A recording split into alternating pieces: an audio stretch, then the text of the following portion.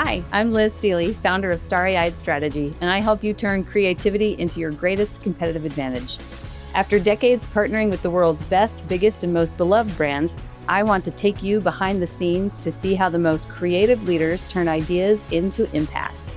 Each episode features leaders from top CEOs and CMOs to founders and authors, revealing how they stay inspired to create brands that launch and last, and how you can do it too. You'll walk away with practical lessons and tools you can use, whether you're repositioning your brand, rallying your team, or planning your next big launch. So let's get started and stay starry-eyed. My guest today is Briar Goldberg.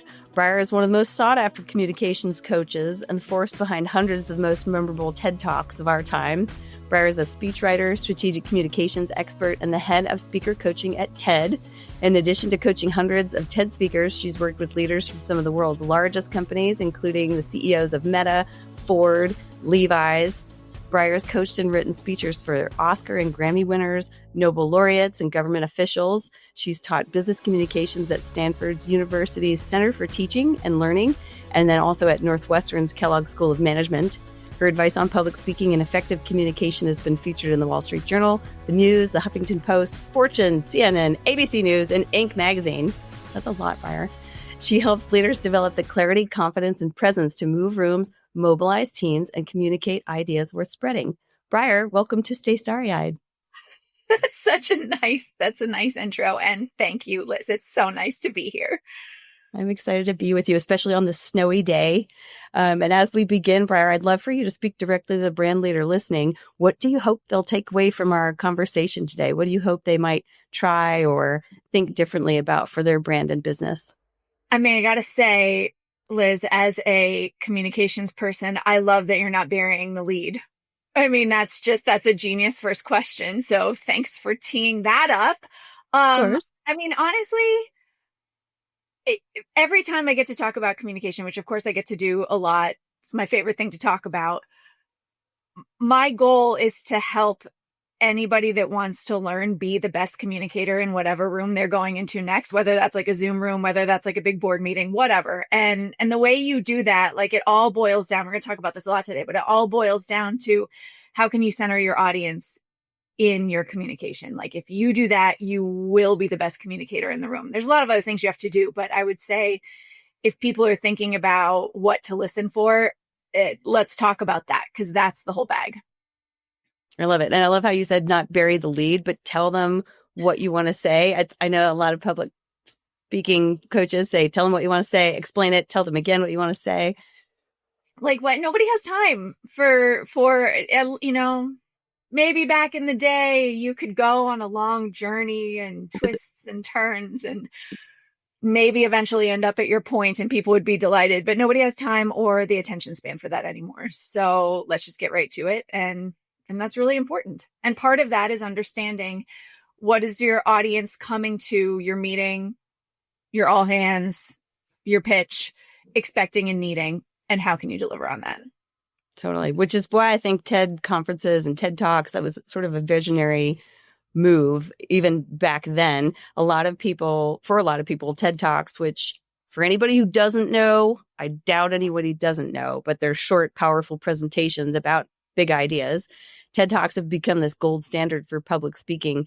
What do you think, Briar, is the power behind some of these presentations? What do you think makes them so effective? I mean, I think you hit on all of it. I think not to be underestimated, there is something interesting at the core of all of them. They are single idea talks. So you come to a TED Talk, you're going to learn something, but it's not crowded in with a lot of other information. We work really hard with our speakers to help them share their one big idea, which I think people have really come to appreciate, that like you can really focus and you can go deep on one single thing. I think they're entertaining, which should not be taken lightly in any kind of communication, not just a TED Talk, but like if you're thinking about your board meetings, if you're thinking about your all hands, like a little bit of entertainment goes a long way in communication. And they're short. And that also cannot be undervalued in this day and age when everybody's attention spans are like sub bottom.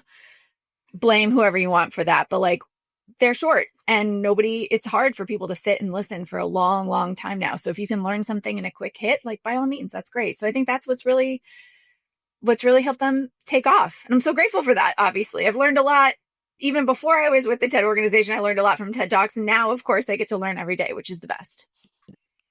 I love what you said about the idea, not only keeping it short and sweet, but entertaining. Are there elements that everyday leaders can borrow, or the top few things to make their presentations and meetings more compelling? Because I think of board meetings, and you think being bored, all these long meetings to the meetings to the meetings and the pre-reads. What do you think might be missing, being inspired by, not only did you teach all of this before TED, but now that you're coaching some of the most inspiring speakers, what do you think might be missing, and what do everyday leaders need to bring in? I think where most people end up communicating it, like in what I like to say, like the wrong direction, Liz, I think you and I have talked about this before. Like most of us in our personal lives at work, we're going a million miles an hour. And so we put board decks together. We bang out meeting agendas. We fire off emails before we stop, take a beat, and ask ourselves, like, what is the receiver of this message expecting, needing, hoping out of this communication? And actually, that's like a pretty serious flip. Like if you're spending all your time being like, I just got to get this out, or here's what I have to say, you're missing a huge opportunity to actually reframe the entire communication under what the audience expects and needs and wants. And then you miss an opportunity to then exceed those expectations, which, like, of course, is what makes you memorable and persuasive and asks you and has the opportunity to get you promoted, win the business. I mean, all of those things, if you can exceed expectations, which of course we're thinking about in business all the time, how can we exceed our customers' expectations? But if you're not thinking about that in your day-to-day communications, like, why would you stop at the door with your customers? You should be thinking about that with your team. You should be thinking about that with your investors. You should be thinking about that with your board. So really stopping to think, okay, like, how can I center this on the audience? And I use that word really broadly, but like all the audience is who's the receiver of this message, and how can I exceed their expectations and meet their goals? Mm-hmm. I love that. I know a lot of people go into meetings, with just, here's what I want to sell in. Yep. And they spend a lot of time on the proof points, but never pause to ponder who is it for. Can you tell us a little bit more about why understanding your audience is the first step? And I love what you talked about with communicating in the wrong direction versus the right direction. What's the first step to analyzing them? And this might be a little bit tactical, but what framework do you use? No, let's talk about it. Okay. So the person that brought me into this work 1,000 years ago was actually a very successful trial attorney. So I learned, cut my teeth learning from him. And he had the best quick phrase to talk about this. He said, like, all effective communicators always need to be practicing their ABCs. And of course, if you don't make things dorky, no one will remember it. So there you go, ABC. But what he said, it, as opposed to you salespeople listening, it's not always be closing, but it's audience before content. Okay. Like if so much of us go CBA where we're like, here's the content I want to share, blah, blah, blah. Okay. Who's my audience? Like, oh, okay. I kind of know who they are. But like, if you actually think about your audience first and then build your content accordingly, that's the whole bag. So then, okay, let's break that down, because of course, if anybody here has ever like taken a public speaking class, or you've picked up one of the like thousands of communication self-help books, there are many good ones. There's always a chapter, know your audience. Oh, you should know your audience. And that's true. Like, do not get me wrong. That's true. But what bothers me about a lot of the sources out there is how we talk about knowing our audience is quite basic. So some of the lists, I've even seen lists floating around that'll say things like, you should know the average age of your audience. Where does your audience work? What background do they have in the subjects that you're presenting? And it's like, yes, like you do need to know all of those, but it's kind of like, duh, like that's table stakes. Like, yes, you should know that. And if you don't take the time to know that, like you probably have no business communicating in the high level rooms that you're communicating in. But I think if you really want to center your audience, in addition to all of those things, you have to know two other fundamental things. You have to understand your audience's goals. That's not hard, but it does take a little bit of research and time to figure that out. What are their actual goals? Or said another way, Why are they taking time out of their busy day to come and listen to you or read your deck or review your email? Like there's a million other places we all could be putting our attention these days. So why is this person or these people, why are they willingly giving their attention to you? And then I think you also have to understand how that person or that group of people makes decisions. So is this the kind of group that actually just wants the data and doesn't need a fluffy story? Or is this a group that has zero background in the subject that you're going to be talking about? So they actually might need a little more groundwork in order to make the decision that you want them to make.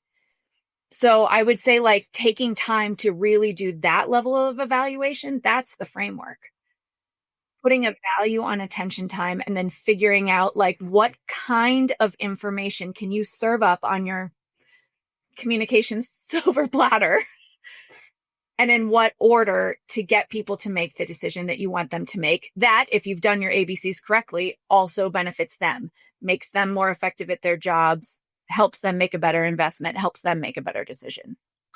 So it sounds like a lot getting away from just the demographics and more into the psychographics of what they care about. Exactly. Love the way you said that, Liz. Love the way you said that. Yeah. There are a lot of parallels, 2 questions that come of that, but there are a lot of parallels between not just this for meetings and brand leaders setting up, whether it's an all hands or a board meeting or a team meeting, but also in the ways that we put our key messages together to convey to consumers. And that's something that we try to do a lot, analyze our audience, really understand who is that target audience, and then align with their attitudes, values, beliefs, behaviors, not just the demographics, but how do we create some real connections between, and then customize our messaging based on what the brand stands for. Do you see a lot of that, especially having seen the business school side of things? Yeah. I mean, it is the exact parallel. And like for all the brand leaders listening, like, when you crush it, you're like, this message is working because you see it play out in the numbers, you see it play out in the sales, you see it play out in the earned media, like you see it work. And then every once in a while, and we have all been there, and like I have been there too, and I teach this stuff and I eat, live, and breathe this stuff, but it's like sometimes you screw it up. Like, and isn't that interesting? Like how many messages can get through so many gates and then fall flat. And I think when they fall flat, like my number one in keynotes and in communication and also in brand, Liz, I'd be curious your thoughts on this, but it's like when they don't make it through or the consumers react in a weird way or the campaign doesn't go well, was there an ABC misstep that was made somewhere early on that people just didn't catch? And then like we can all learn from that when it happens, like, because confirmation bias being what it is, sometimes you'd be like, great message, maker. It goes through all the gates and then it goes out and you're like, oh, but they hate it. And then like the learning is in where was the ABC misstep? Because 9 out of 10 times that's what made it fall flat. Totally. Or there's a translation issue where we try to say, focus on 1 or 2 key audiences and figure out what binds them, what differentiates them from the rest, but what binds them together as a collective. How do you do that with so many different people from different walks of life in these TED Talk audiences? I mean, the thing that's so crazy about the TED audience is it could be everybody. I mean, we put these talks out on the internet for free. And so it could be anyone, could be the audience. So the question is, how can you, TED Talks are instructive, right? They're meant to teach. How can you get somebody excited about your little niche of the world? And a lot of that is what we were just talking about, thinking about how you structure the communication so that people that have no background, you're an astrophysicist, you're a Nobel Prize winning astrophysicist. How can you make this so relatable that people are like, I did not know anything about gamma rays and now I care deeply about them. So it's really thinking about like, what kind of information can you present that will make a group of people who you don't know, who have no background, but have obviously, for TED at least, come to our platform because they're curious, lifelong learners. Okay, great. So serve up on that silver platter the kind of information that's going to get them excited, that's going to plant the hook in their brains and make them want to listen more. And it goes back to what you were saying earlier, like don't bury the lead, make sure that people know what journey you're going on, make sure that the communication is organized, and then like make it exciting, make it entertaining. People want to learn from other humans that like have put in some time to make the learning enjoyable. That's right. That's true, not just in TED Talks. That's true in every presentation everybody gives always. Make it entertaining, make it enjoyable. Is there a target profile you have in mind when you're thinking about these TED Talk audiences? Because I'm sure they have certain elements in common that define the reason that they show up. Yeah. And you know, you can imagine like certain topics take off with certain segments of our audience, of course, but like the big, how did you say it? The thing that binds them all together. I do love that language. Is the desire to learn. I mean, why else would you listen to something like a TED Talk unless you like are a curious person that wants to learn about a new subject? So they're lifelong learners. That makes sense. When you think about the silver platter that you were talking about, I love how you ask leaders or your speakers who come to give these TED Talks, what gift are you giving the audience? Tell us a little bit about that mindset and what it looks like in practice. I think it's we've kind of been circling this the whole time, but it's reframing your concept of what makes effective communication from what do I have to say to how can I help this particular audience meet their own goals, be more effective at work, hear the message that they need to hear, even if they don't want to hear it. How can I serve that up in a way that will potentially delight them, make them more effective? Or like if it's a bummer communication, which goodness knows, like some leaders have to deliver, like sometimes you have to deliver the bad news. Okay, how can you do that in a way that it's actually going to be trusted and heard? And all of that comes back to like package it as a gift, even the bummer news. Think about like, how can I present this in a way where I know it's going to stick because it's audience centered, get through, and at the end of the day, be helpful and empathetic. All communication is a gift if you do it well. I mean, what a nice thing. Think about like the last time you went to see like a really great presentation, or better yet, think about the last time you walked away from your meeting and you're like, that was so like, got a lot done in there. It's like the reason you got a lot done in there is because the person leading the meeting like actually thought about your experience before you walked in the door. And then the flip side of that is the worst, right? When you walk out and you're like, my God, we were just in there for an hour and we got nothing done. And it's like, well, I wonder why that was. Was it possible that the agenda wasn't audience centered? Probably. Delivering the bad news is just as critical. It's just as critical. And doing that's even arguably more critical to be audience centered. My days before TED, I was a executive communication consultant, essentially. So I was going around to all these different companies, different brands, helping people get ready for high stakes, low stakes, all communication. And I remember I went to one client that I'd been working with for a long time, and they were going to have to do like a huge round of layoffs. Like the entire North American team was going to get, some were going to get repositioned, most were going to get laid off. And the draft of the announcement that I saw, and there were probably 10 comms people that, he didn't write this, of course, the CEO, but that's what I was working with. But there were probably 10 people that got in there and changed it. Legal got in there and changed it, like a lot of cooks in the kitchen. And at the end of the day, the key message was, this is what's best for the company. And I was like, oh my goodness, like all of these people are going to walk away so angry, so not trusting.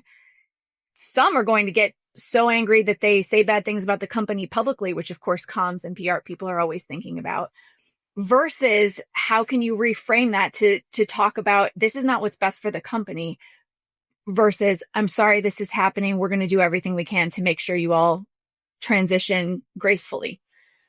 So it took a while. We were able to reframe it, but it's like those simple things. If you have to deliver bad news, like if you deliver it in a way that's not audience centered, you risk people not hearing it correctly, which means you have to repeat the bad news, which nobody wants to do if you're the bearer of the bad news. And then there's a chance it really backfires. So it's even more important to be audience centered when you've got to say something not great. Yeah. I love that you've seen the bad and the good. Can you tell us a little bit more about how you got started in this wild world of speaker coaching? I have a lot of people, I taught a class at CU and everybody was like, oh my gosh, how do I get into TED Talks? How do I work there? how do you get to this kind of experience, and how did you start in this world? I started as a TA for the same trial attorney that I was telling you about, who happened to be teaching a class on public speaking at the Center for Teaching and Learning at Stanford. So I started TAing with him and did that for many years, then ended up teaching in a couple different places. And then all of a sudden I started to get my own clients, joined a little firm for a while and led the executive communication arm of that firm for a long time.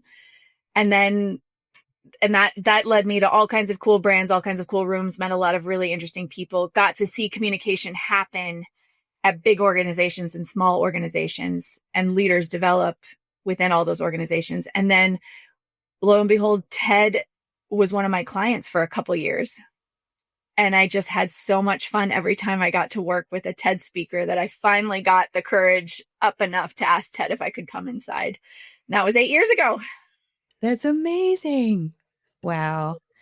Well, congratulations. It's been really fun to learn more about this. And I know that a lot of people, like I said, know of TED Talks, but not many know what goes on behind the scenes. Could you tell us a little bit, Briar, about your role and the process from idea selection, rehearsal, performance? How does it all happen? Oh, that's such a fun question. So every speaker is different. So my role is the head of speaker coaching, and that means for speakers that don't have a lot of experience, either distilling their work down for a lay audience, or speakers that just want a little extra help. Sometimes that means that we get paired together and we work together for like up to 6 months, co-writing, editing, thinking about how to present this cool idea. And then there comes a point where you transition away from the what you're going to say piece of the communication to the how you're going to say it. So we talk about how do you properly prepare to have a big stage moment like that. So sometimes it's like that full 6-month process. We're meeting every other week. It's so fun because I get to learn. I mean, for me, selfishly, I get to learn so much about this other person's work, which is an absolute delight. And then every once in a while, I'll meet with someone like twice before go time, where we just punch up a few things, make sure everybody's feeling good and confident for their big stage moment. The other thing people usually don't always know about TED is it's a nonprofit. And so we're supported by corporate and philanthropic partners. And so my other part of my job is, and this keeps me in my old world a little bit, is I get to go out to our corporate and our philanthropic partners and teach effective communication, work with their executives, make sure everybody out there outside of TED is also communicating effectively, which is really fun. That's wonderful. When you think about the good and the bad, what do some of those stronger speakers who you've coached, maybe who don't need as much hands-on, what do they have in common? What sets them apart? They are unapologetically audience centric, and not just when they're preparing for the TED Talk or the big meeting in whatever world they come from. I think the best communicators that I know and that I've seen over the years are fiercely audience centric in their very low stakes communication. Like the cameras are off. It's a one-on-one meeting with their like direct report, and they're still fiercely audience centric, so that when the rubber hits the road and it's the high stakes communication, it's the TED Talk, it's the media interview, it's muscle memory to think audience first. And then like, you cannot put a price on taking preparation seriously. You just can't. Like, no shooting from the hip. I don't care how good you think you are. You can't put a price on preparation. It always shows. Makes sense. It does. Yeah. Well, there are a lot of parallels of that to the branding world too, because a lot of brand marketer people need to be consumer centric all the time. And if you have the consumer, their heart and mind on your mind all the time, you're more likely to relate to them. That's so funny. Do you find in your world, when you're out and about, like you deeply feel when you've had a brand experience that is not consumer centric, that's missed the mark for you? I mean, do you actually feel it like at your core and you're like a little offended? Of course. Yeah. And do I want to send a strongly worded email? Yes. Do I? No, but I'd like to. Yeah. It's amazing how like you become so aware of it that it like really, it's very present. It's like this ever present glow when it goes right and when it doesn't in your life, even if you're not connected to it at all. Yes. Yeah. And I take it you have that same sense. Do you get that in presentations or also in advertising messages, whatever it may be? Are your spidey senses up and running when you're outside of the everyday TED? They are. And it's mostly, especially in the preparation piece, if we go back to that for a second, sometimes, and it happens to all of us. I mean, it happens to all of us where you go to a meeting, go to a presentation, somebody hasn't taken time to actually prepare, whereas you have taken time out of your busy day to come and listen to somebody speak, to attend the meeting. And I find it so rude. I find it so rude that like I decided to dedicate this hour to you and you didn't take a minute to prepare for me. Like that's a real mismatch, and it bears out in the communication research. I mean, people lose trust, people lose confidence. You can't lead, you can't motivate if your audience has that feeling of like, well, wait a second, this seems a little imbalanced. Mm-hmm. And what does that preparation look like? I know it depends on how comfortable the speaker is in front of an audience, how comfortable they might be with this idea that they're sharing in the subject matter. What does preparation look like in the best practice approach? It means giving yourself the time and the space. It means a couple of things. Giving yourself the time and the space to actually prepare. And for me, that means if it's a speech that you're giving, if it's a TED Talk, if it's an all hands, actually standing up and saying the thing out loud a few times so you know what that experience is actually going to feel like. It's not real preparation if you do it in your head like this on your way to the while you're driving and walking the dog. You know what I mean? Like that's not real preparation. Like you actually have to give yourself the feeling of what it sounds like and feels like to stand up and deliver. And you can do that in many rooms of your house. I recommend that's the best way to do it. Not in front of the mirror. That's pretty old school advice. Don't do that anymore. And then it's the people that take the time, and you probably see this in your world as well. I'd be curious about this, but take the time to actually understand what else is being said out there in the world on this particular subject, and then saying something different. I can't tell you how many companies I've worked with over the years that don't realize they're saying the exact same thing as everybody else. And when that gets really scary is when they're saying the exact same thing as their competitors. And it's like, well, how on earth are your consumers supposed to understand which one to go with if you're both saying the same thing? Like, help them out a little bit. I had the weirdest, that happened to me, pretty early on in my career is when this hit me like a very large train. It was a pretty busy quarter. Like I had a bunch of clients I've been working with giving high stakes communications, like all of them in a span of like 6 weeks. So I was traveling all over the place. So I sit down with my first client who's getting ready for a big all hands, hands me the script. We're just looking at it and it looks pretty good. And like somewhere in the middle there, it says like, da, da, da, da, da, culture eats strategy for breakfast, da, da, da, da, da. And I was like, great. Sounds good. Let's rehearse a few times. He was in good shape. I truly thought nothing of it.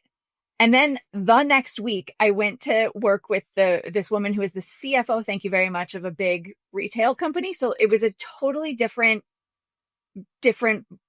category than the first guy.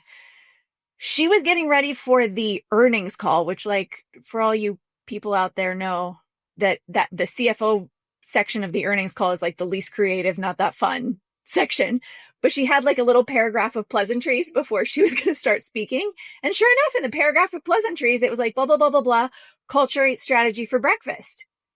And I remember thinking like, how funny that little phrase comes up twice in a week. Like what a small world. Like I did not think anything of it. Again, I was young and I guess I was early in my career.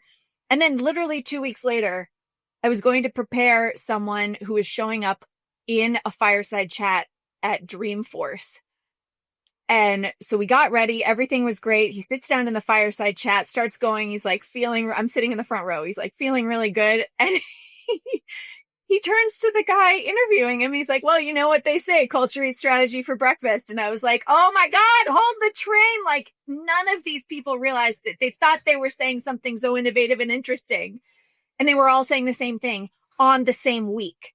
And so like, that's a little microcosm of my world. Imagine how many times that's happening every day. And what if your competitors are saying the exact same thing you are? Like, chances are they are. So that was a long way to say, take a minute to figure out how you can say something different, how you can add some, like, I even hate this term, but like, how can you add some like actual thought leadership on top of what you want to say? And sometimes that takes time to just think about, like, this is the message everyone's hearing. Here's the unique twist I'm going to put on it.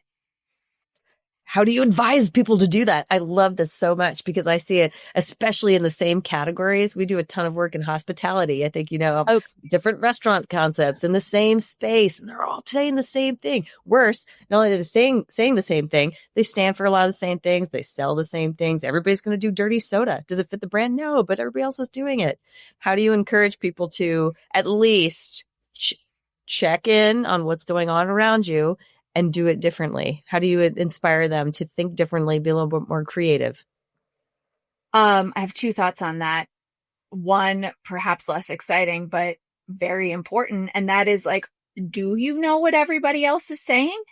And that comes down to like actually investing time in your personal communication practice or your communication practice at work. Like, are you sure you're not saying the same thing as your competitors? And the only way to know that is to go check. And that takes a minute, but boy, is it worth your time.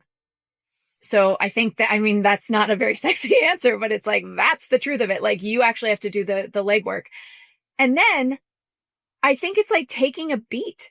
I mean, I would imagine that's what you say. Like, I don't think it's it doesn't require like a massively creative brain. Of course, you should all hire very creative professionals like Liz, but like it doesn't take like an enormous amount of creativity. It just takes a minute to say, like, what do I actually want to say?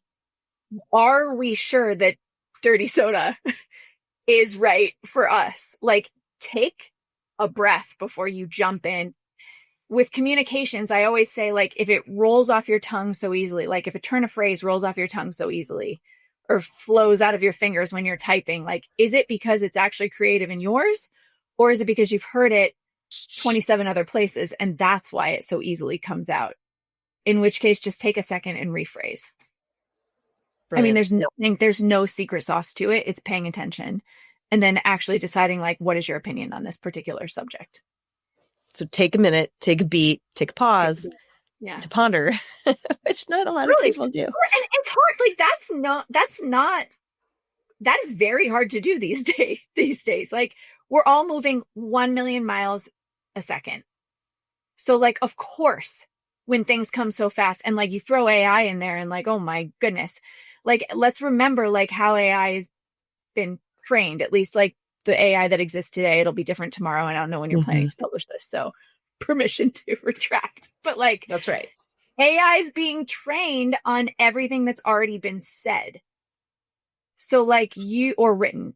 So in your comms, if you ask AI, how can I articulate that we take culture really seriously at our company and strategy comes second, it's going to tell you to say culture eats strategy for breakfast. Because that's what it learned from everybody else that said that. So knowing when you step in with your human brain if you're going to be using the AI tools, which you should be, but making sure that it's not just regurgitating what everybody else has said, including your competitors. Which is why, sidebar, I find comfort in the fact that AI cannot replicate creativity yet. It just spits out iterations of the same. Creativity. That's right. That is fun. When you think about this process, then this best practice TED Talks process, it sounds like it starts with your audience analysis, crystallizing that singular idea, preparation, a lot of preparation, rehearsal, standing up, doing it aloud as if you were there, and then the performance. Have I summarized it properly? Is there anything that you would add to, again, help brand leaders to prepare their own presentations, whatever format that's in? Yeah. Especially for brand leaders, if you've got a comms team helping you, which I hope you all do because they are invaluable. These are my people. But making sure that you are that you are in constant communication with them, especially if you don't know each other very well, to make sure that the talking points and the things that they are writing in your voice actually match how you want to speak. There's a lot, and rightfully so, there's a lot of weight that's put on leader authenticity these days. And that can mean a lot of things. What it means in comms is that you do everything you can to make sure there's very little distance between you and the audience, very little cognitive distance between you and the audience. So if your comms team has written a bunch of talking points that don't match the way that you chat with your friends over coffee, that's going to put some distance in between you and the audience. And the audience can like tell. Maybe they can't tell like, oh, that doesn't totally sound like Briar, but they can tell like something's off because it's not the way that you would speak. So making sure that you like actually are communicating in the way, not that somebody else thinks you should be communicating, but in the way that like you actually want to articulate yourself. I think that makes that's really sense. important. Yeah. Yeah. Clarity.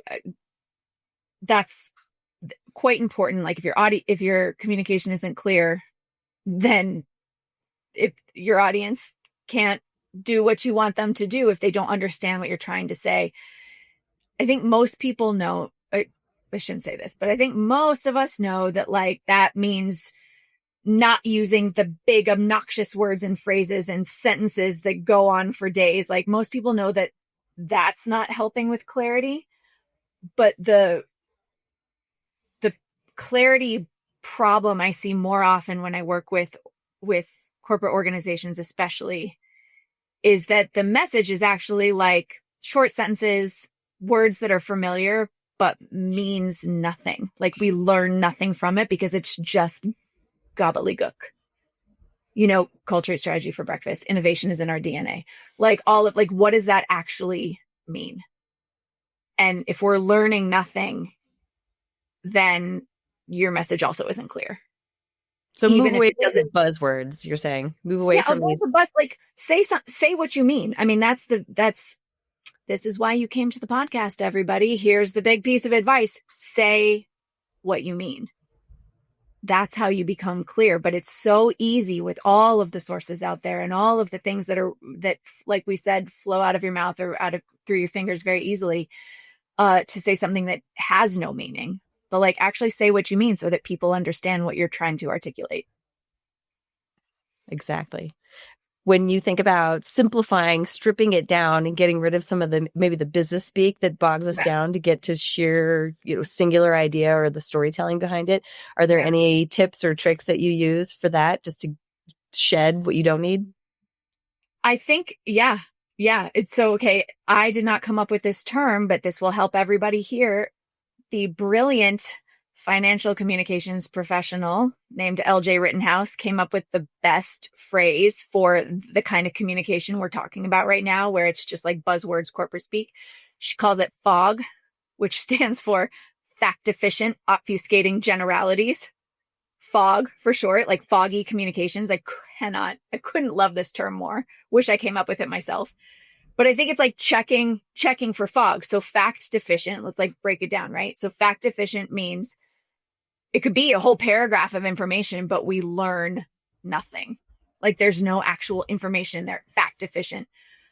Oh, obfuscating means that like there's a lot of words but we're kind of beating around the bush. Like we're not quite getting to the heart of the matter. Are you saying this? Are you saying that? But we're not like going straight to like what it is you want your people to do, what message it is you want people to take away. And then generalities means that it's like so general that like somebody from a totally different organization could grab your talking points, say them as their own, and it would not matter because it's so general. So oftentimes like the specificity is actually, this is true in TED Talks, this is true in corporate comms too. It's the specificity written in a way that people can understand that help you stand out from the crowd. Like, don't make it so general, like actually go deep. And this is where I find like a lot of tension between the comms department, maybe the legal department, and maybe the person that actually has to deliver the message, is there's this real emphasis on length of the communication And while I mostly agree with that, like people's attention spans are low, so we have to be cognizant of how long it's taking us to get to the point. But if you are sacrificing specificity that's going to make your message more clear for a length play, then you've kind of lost the battle. Like, sometimes it's okay to add the extra sentence if it helps make the information more clear. That makes sense. It's a constant battle, but like, don't fall prey to the like, it must be short or else. That makes sense. Yeah. So you need a certain amount to convey what it is. And then what about the entertaining component? It strikes me as a real challenge to make some of these board meetings or maybe earnings calls entertaining. What have you seen that work well? I know Nancy Duarte in her storytelling training calls it a star moment, which I appreciate. Something they'll always remember. What helps you to make it entertaining to stand out? I mean, entertaining can just mean you're not rattling off like a list of facts that nobody can remember. I mean, it doesn't have to be like a tight 10 comedic stand-up bit, although I would challenge everybody here to add a few bits of levity to your corporate communications. But it can mean that like you've been thoughtful about your graphics, you've been thoughtful about the story that you tell behind the data point. You're thoughtful about what information doesn't need to be in there. And then you're thoughtful about like adding a little bit of your personality in there. Like going back to what we were just talking about with fog, like, does it matter that you're the messenger? Like, have you absolutely stripped yourself out of the presentation? And so anybody could come and say the same thing? Or like, can you put a little bit of yourself in there? Now, not that you want to be talking about yourself the whole time, but simplest thing ever. Like I have worked with so many people that get ready for these big board presentations or pitches who take out all of the first person pronouns from their communication. They do not say the word I or me, or even plural, we or us in there, because it's just like information. And it's like, okay, well, what are we doing? If this is human to human communication, you got to get yourself back in there. And oh, by the way, the research bears out that demonstrating a little bit of message ownership makes you more trustworthy, more persuasive, more credible, like all the things you want to happen in those high stakes communication. Now, if we want to if you really want to, listeners, encourage a little bit of extra entertainment, there's some really interesting research that's come out of Stanford about how important humor and levity is at work now.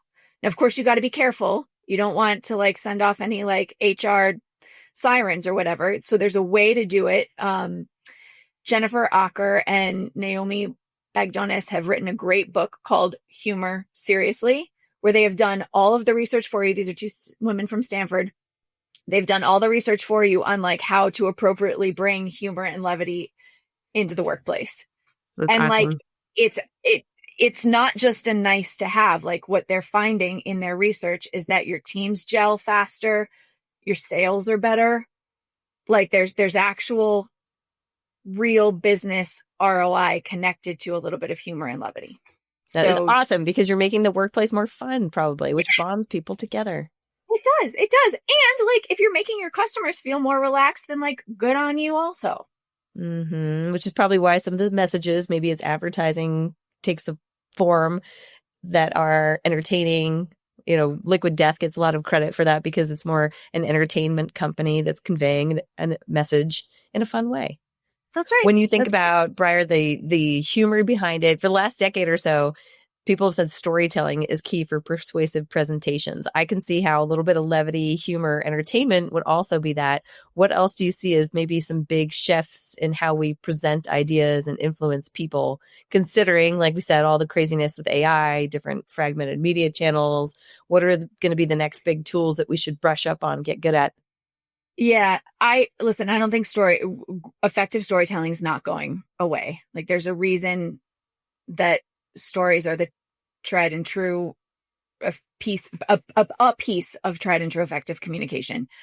I don't know if it's like I'm not an anthropologist, so like a lot of people say it's because our ancestors were sitting around the campfire telling stories, so we're hardwired. Like I know if that's true or not, but like it's what we know from the actual communication research is that brains remember information told in narrative format versus a list of facts. So it's like, it just makes your stuff more memorable, easier to listen to.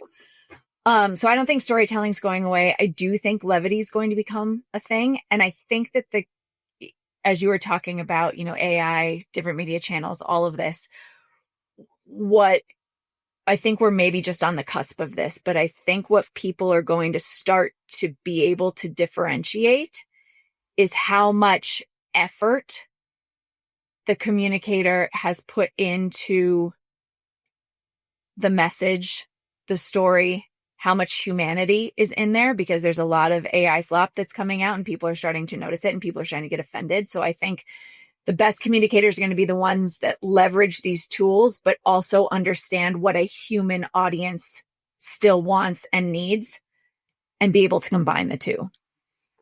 And certainly saying something different, as we've already discussed. I think that's going to be the real game changer. Which is also related to your humanity. What is your own unique take and something only you could say? That's right. That's right. Of all the speakers you've coached, what is one of the wildest or most in touch, unique story you've seen? What is one of those presentations? And this could be a TED Talk speaker or in some of your corporate work. I love that you have both sides of the best presentations in the world. What is one of the wildest you've coached? It's like picking your favorite child, Liz. It's like you can't, I mean, I'm so lucky in my life because I've seen so many fabulous ones. Maybe you tell us a few, knowing that there are so many, but if I'm allowed to have more than one, and yes. Then I'm going to limit myself to like this year because. Oh, that's easier. Like it's easier for me. And like, for anyone listening, I love you all. This is just top of mind here. Okay. So from this year, some of the most bonkers things I've heard. There's a doctor, David Feigenbaum, who was diagnosed with a rare disease that nobody could figure out, found himself on his own deathbed 5 different times until he started doing research on his own cells. Young guy, like our age, and started doing research on his own cells and figured out that there was a drug that wasn't even for his disease that may help him survive. So he starts taking it as like a total Hail Mary and he lives.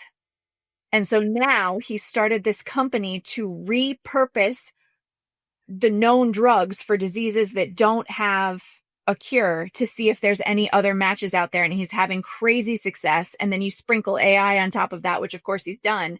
And so it's finding all of these patterns and it's going to save all of these lives. Bonkers. That gives me chills. That's amazing. Everybody's got a book coming out. David Feigenbaum is his name. I was on the floor in the first Zoom call I had with him, just on the floor. I think there's some really interesting work being done in the climate space that I've had the opportunity to work with a bunch of speakers on. I love what the folks at Sage Geosystems are doing. They are very smartly repurposing the oil and gas workforce and the oil and gas infrastructure for geothermal energy, which is abundant and clean and going to lead us into the future. I love what they're doing. I got to meet with this woman, Isabella Tree, this year, who has a fascinating story. She and her husband inherited a 3,000-acre estate in the south of England when they were about 25. And they tried to farm it, and it was hard, and it wasn't working, and they were losing all this money. And so they decided just to stop and rewild it.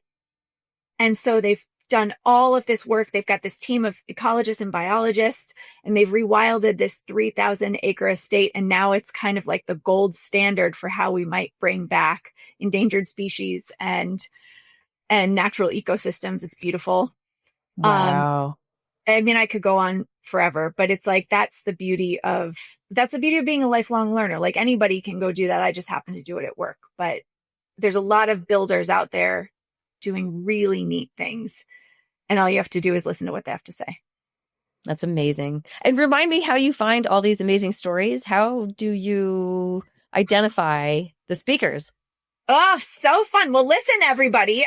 I mean, we've got a nomination platform at TED.com. So if you've got an idea we're spreading, like we actually want to hear from you. We have a whole team that looks at that database every day to see if somebody's put in something that we're like, oh my gosh, we've never heard that before. And then we've got a team of curators, some that are inside TED, some that contract with us or like join us for a year as like a guest curator. And they go out, they have the coolest jobs at TED because they get to go out and just like mine the world for the craziest things that are happening out there and find the speakers to give the talks about it. Spectacular.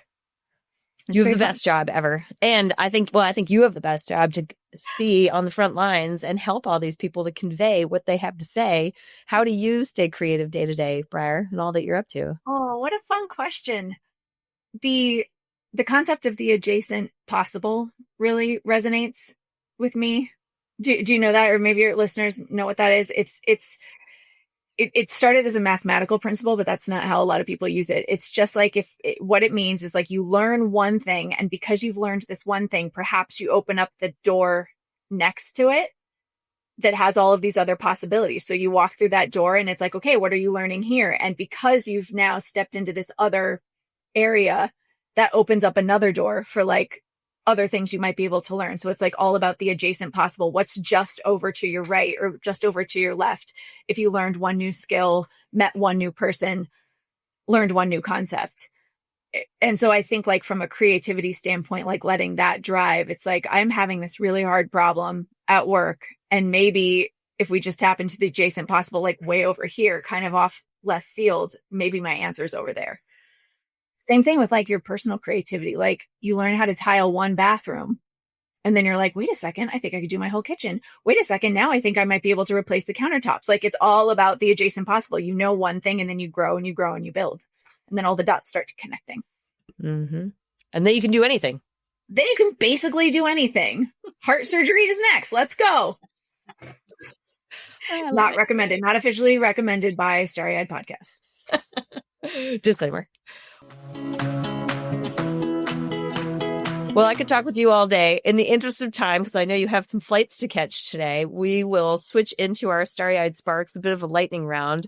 What is the best or most inspiring book you've read? I've already taken note of Humor Seriously, David Feigenbaum's new. What is one of your all-time faves that you always keep around? Okay, fiction. I love The Ministry of the Future, Kim Stanley Robinson. Nonfiction, essential comms reading for anybody listening to this podcast.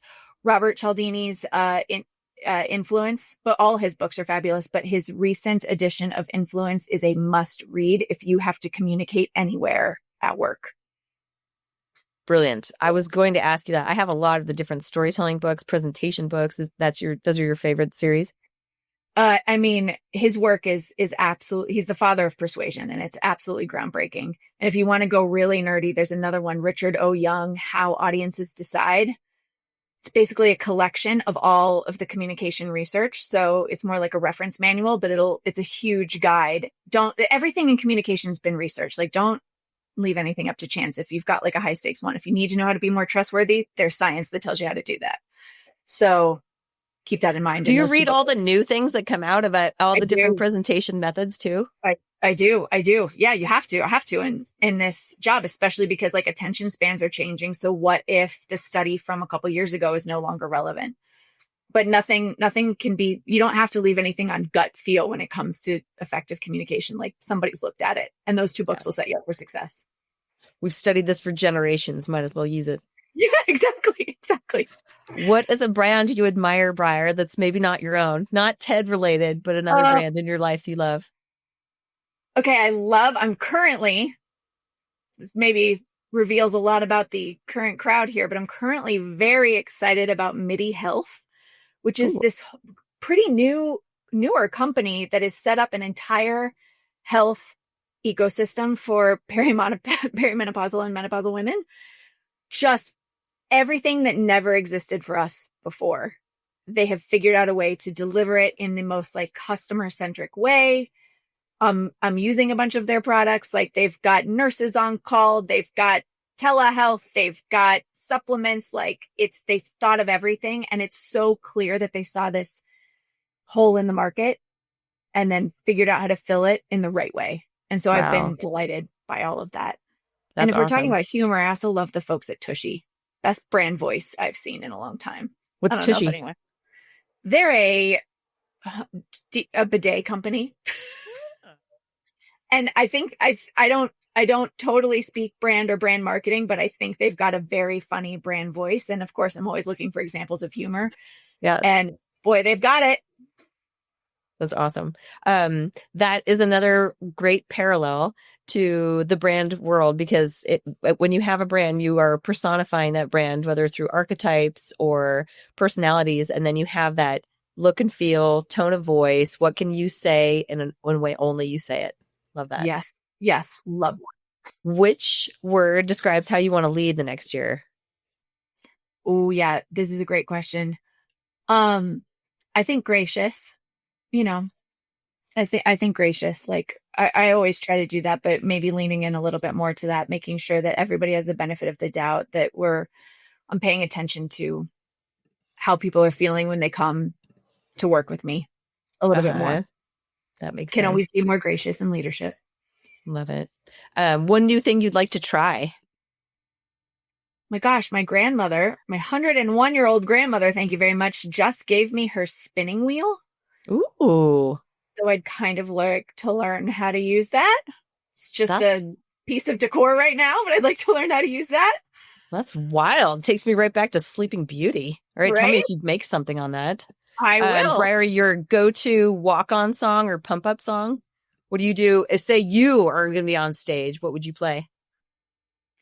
Well, if this doesn't anchor us in the place, I think anything John Denver, but probably Thank God I'm a Country Boy. I think that's probably it. Nothing makes me happier than that song.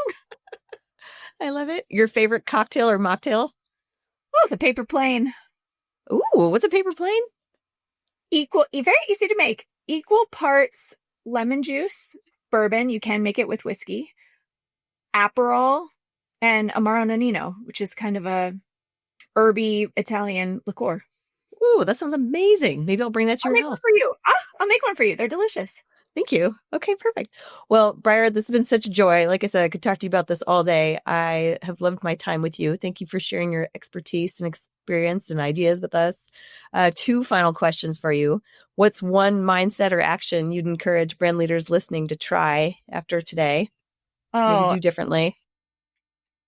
ABC, everybody, give it a try. It'll change your life. Like, just be fiercely audience-centric. Mm-hmm. And who's a creative brand leader you admire and think we should invite to stay starry-eyed next? This one's pretty easy for me. Alex Moyel, who is the CEO and president of the Newman's Own Foundation. They are doing very interesting things over at Newman's. Got a really interesting business model, and they've been around forever and are still innovating on it. So I would definitely, she's a delight. That's wonderful. Well, Briar, thank you so much. Thanks for all of your awesome input and ideas. We're all going to be better communicators because of you. Liz, this was so much fun. You are such a talent, and thank you for asking me to do this. How fun. Of course. What a joy. Thanks for listening to another episode of the Stay Starry-Eyed podcast. I hope today's conversation sparked new ideas, strategies, and tools you can use to move your brand and business forward. If you enjoyed this episode, here's how you can help share it with your fellow brand leaders who need it most. Hit follow, share it with a friend, and please leave us 5 stars or a quick review. You know we love all the stars. You can also find show notes, resources, and additional inspiration at starryeyedstrategy.com. Until next time, stay starry-eyed.